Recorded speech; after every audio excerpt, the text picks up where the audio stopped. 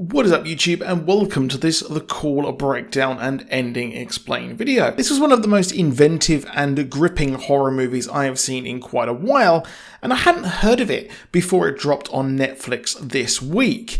Now, I really enjoyed this movie, from the 90s nostalgia to the ingenious serial killer murder story being flipped on its head and being spread across two different time periods. So before we jump into the breakdown, please do consider dropping a like down below if you enjoyed it, and do subscribe with notifications on so you never miss a video from us.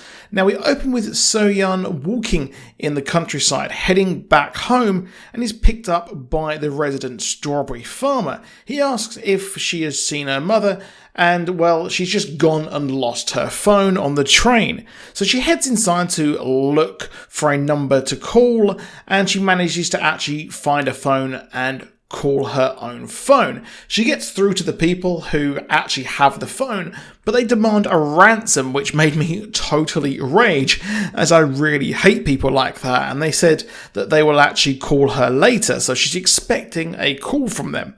She tries the Samsung version of Find My iPhone, I guess that's just Find My Samsung, and she gets a call from a hysterical woman who sounds like she is in danger by saying she's locked in the house.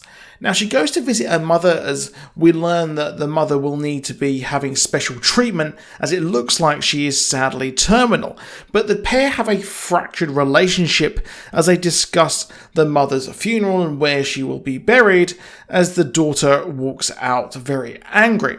She has another call when she returns home, expecting obviously her phone to be returned to her, only for it to be the hysterical person again, thinking she is calling someone called Sonny in a convenience store. And it turns out the person on the phone says that her mother is trying to kill her, and hangs up. I presume she's trying to call the convenience store that we saw a couple of times throughout the movie. So-yeon then walks around the house to put a photo up, but she finds a secret room and a diary. And it turns out that the girl on the phone kept this diary, as we learn it was Young-suk, and it's all about ghouls and fire. And So-yeon speaks to the person we now know as Young-suk, as we learn she is 20 years in the past, but they're in the same house, albeit across different time periods. To prove this, So-yeon then says that there was a plane crash around the date that they are talking in the past. And Young-suk is in the past having dinner, and we hint that, well, her stepmother is really evil, trying to force feed her, and says that the feng shui of the house is causing her mental problems. And we hint as well that she was in a mental asylum, and her mother also had similar problems, as we see the plane crash come on TV, proving this. The two girls then talk about technology and compare smartphones and Walkmans and such, and So-yeon then plays music through the phone so Young-suk can hear it, and she later records that on a cassette boy later in the movie. Man, those things was very cool back in the day. So-yeon then talks about how her father died in a fire as her mother left the gas on, but we'd later learn it was actually her as a child who went and turned the gas back on, causing the fire, and lied about it for all this time. We then cut to the past as So-yeon's family, albeit the young version there, go to visit the house in 1999 to buy it, and they meet Young-suk. Young-suk then has the great idea that they can save the father by stopping the fire in the past. And we see some really cool CGI as this actually happens, as the father is at the strawberry farm like he never died and was always there. Now, So-yeon starts to ignore the phone and is short even if she is on the phone, as she's living her perfect ideal family life, as her mother seemingly isn't ill either, and the father is alive, much to Young-suk's anger in the past, as she's still being abused by her non-birth mother there.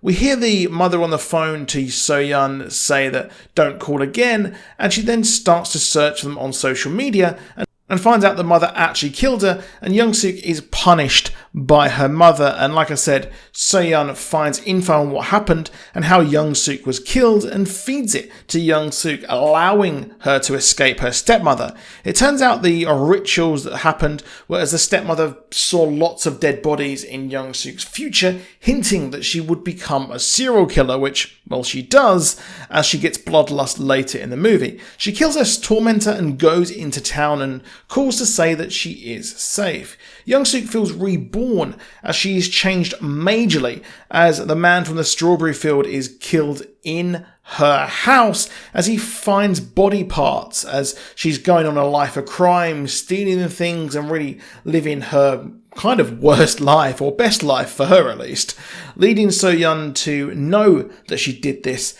as the farmer phoned her just before he died and he goes missing. He is not there at the dinner table and his existence is wiped out completely. The girls speak again as So-yeon asks if she did kill the farmer, as the newspaper articles change to say how Young-suk was arrested for the murders and asks how she was caught, which So-yeon refuses to answer and hangs up. As the family arrive in the past, as well, they were supposed to purchase the house, but the mother is dead, so they can't purchase the house in the past. Now, this gets really, really good. I enjoyed the movie greatly up until this point, but this final act just gets superb.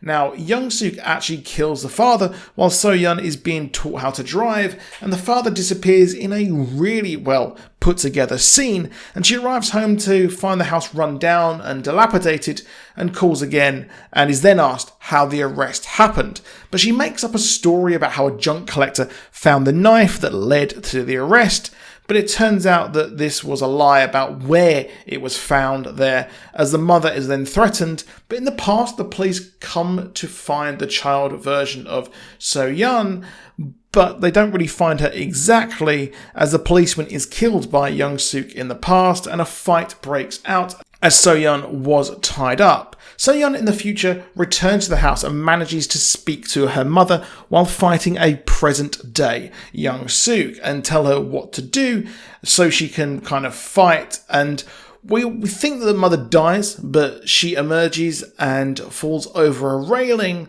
with Young-suk saving So-yeon. We think that they die, and obviously the Young-suk in the present disappears, thinking that it's all hunky-dory, and we cut to the present where we visit a grave and the mother is actually alive. So we think that's the end. But we cut to Young-suk on the phone to her past self, telling her to keep the phone on her person at all costs, as So-yeon's mother disappears, implying that she died at some point in the past and Young-suk also survived.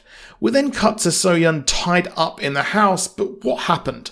Well, we saw Young-suk survive, which means she must have gone on to kill the mother at some point in the past, changing how the timeline went. As of course she survives, she knows exactly what happened. So she then changes things, which leads the events, of course, So-yeon going there and fighting the present day version of Young-suk. Well, that wouldn't have happened, creating a new timeline. Yes, a real head scratcher, that one, but I totally loved it. The acting, the story, everything was just so fresh and exciting. And I'm really excited to see if there is a sequel or not. But let me know what you thought in the movie down below. Please drop a like if you enjoyed it. Please do subscribe with notifications on. And I'll see you soon, and goodbye.